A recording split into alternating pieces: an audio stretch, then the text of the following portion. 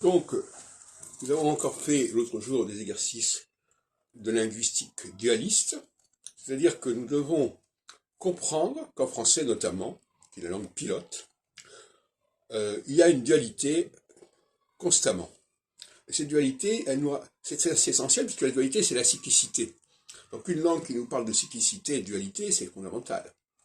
Alors, la dualité, c'est qu'au niveau phonologique, au niveau des sons, chaque fois qu'on va mettre des sons différents pour indiquer des dimensions différentes, des périodes différentes. Alors, donc voilà. Bon, alors, ça peut être quelque chose de tout à fait secondaire, mais par exemple, la diphtongue ou pas diphtongue, c'est une différence. Et cette différence, la langue a une valeur anthropologique, on appelle ça de l'anthropolinguistique. La langue est là pour nous rappeler qu'on est dans la dualité, qu'on est dans la dualité dans l'espace, dans le temps, etc. Et donc la langue doit être l'expression, la matrice de cette conscience de la dualité. Et donc on continue à jouer là-dessus. Hein.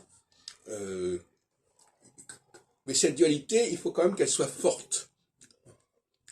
Il ne s'agit pas de dire il y a O pour le masculin et A pour le féminin. Ça, c'est une micro-dualité, c'est une dualité minimale qui est insuffisante. Quelque chose beaucoup plus fort. Par exemple, en français, vieux et vieille, ça, c'est une dualité puissante, forte. Cheval et chevaux, c'est une dualité puissante.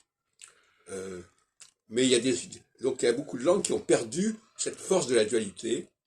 Et c'est une forme de corruption et de dégradation de la langue, qui est fâcheuse pour les utilisateurs, parce que moi, je me pose toujours en termes d'utilisateurs.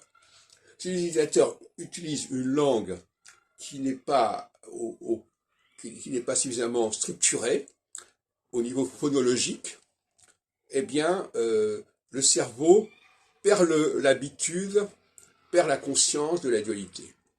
Et ça, c'est extrêmement fâcheux, notamment pour les enfants, pour les jeunes, etc. Et le syncrétisme, c'est justement la perte de la conscience de la dualité. Et le syncrétisme, c'est ce qui nous menace constamment. Hein. On a encore eu récemment des débats là-dessus. Quand on parle de Dieu, il n'y a qu'un seul Dieu. Quand on parle de quoi que ce soit, il y a